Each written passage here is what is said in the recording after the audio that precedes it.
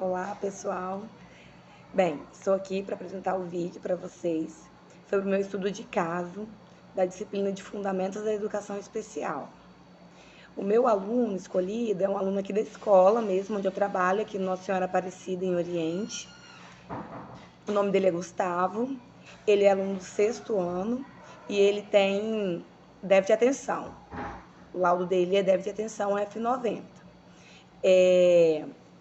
O Gustavo, ele se desenvolve bem na sala de aula, se comunica bem, tem uma comunicação muito clara, ele acompanha os conteúdos da turma e o Gustavo, então, ele interage bem com os alunos da turma e ele expõe as suas ideias quanto à leitura, interpretação da aula, com opiniões e resoluções coerentes ao que está sendo abordado em sala de aula. Os alunos que têm déficit de atenção e hiperatividade, esse transtorno ele é norteado por alguns critérios. E quanto à desatenção desse aluno, o professor tem que estar atento que ele vai cometer erros frequentes em atividades simples, por exemplo. Ele vai ter dificuldade de executar tarefas em grupos, também vai ter dificuldade de ter atenção a uma fala que é direta a ele, erros de instruções, para seguir instruções, também vai ter dificuldades em alguns momentos em organizar as atividades, dependendo de organizar o próprio caderno, vai se distrair facilmente com estímulos externos, dependendo pode até ter uma desorganização com os seus materiais. Quanto à hiperatividade, ele pode ter movimentos constantes de braço, perna, pode levantar frequentemente durante a aula, ele pode ter o hábito de correr em situações inadequadas, dificuldade de permanecer sentado, e ele pode também ter o hábito de falar em excesso, fora do tempo, né, determinado para ele. Quanto à impulsividade, ele pode ter uma dificuldade. Quanto à impulsividade de um aluno com TDAH, nós temos que estar atentos que ele vai ter uma dificuldade. Por exemplo, em esperar a sua vez para falar, ele também pode ter uma dificuldade. Ele pode interromper com muita frequência e se intrometer na conversa dos outros. E isso pode prejudicar o seu rendimento escolar. Então, nós, professores, temos que estar atentos a isso.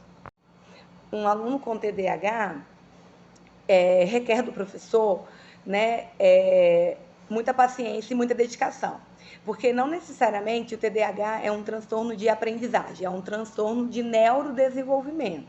Então, no caso do Gustavo, como ele acompanha os conteúdos da turma, a gente tem que estar atento à especificidade dele, dar uma atenção direta a ele, na organização das atividades, na organização dos seus materiais, né? Estar atento ao comportamento dele na sala, tratar ele com respeito, com igualdade perante os alunos, né? O Gustavo, no caso, ele levanta com uma certa frequência, tem hora que para ele falar, ele tem que estar mostrando, evidenciando aquilo que ele tá falando, então ele gosta de mostrar.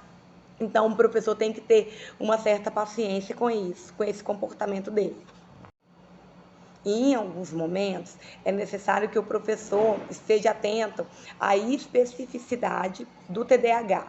Como, por exemplo, como o aluno com TDAH ele se dispersa com facilidade, né?